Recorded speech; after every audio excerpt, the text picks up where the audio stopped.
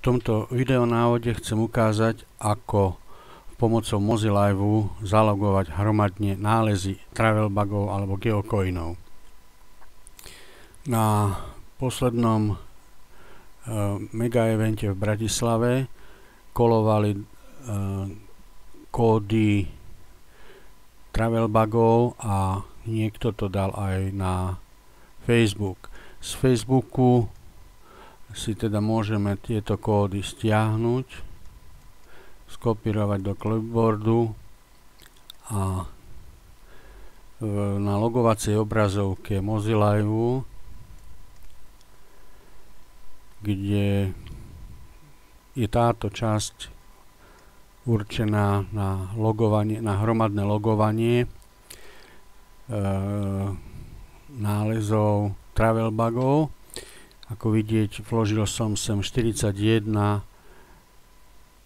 travelbugov a tu môžem vložiť spoločný log pre tieto travelbugy.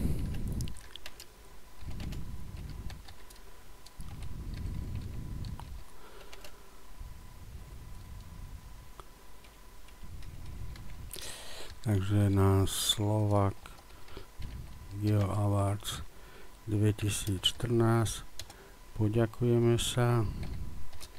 Ďakujeme. Teraz bolo to 6.9. a bolo to zhruba o 12. hodine 30. minúte. Všetko je pripravené na to, aby som mohol odoslať a zalogovať tieto travelbugy. A zabudol som určiť, o aký typ logu ide. Tu teraz prichádza do úvahy jeden jediný, a to je Discovered.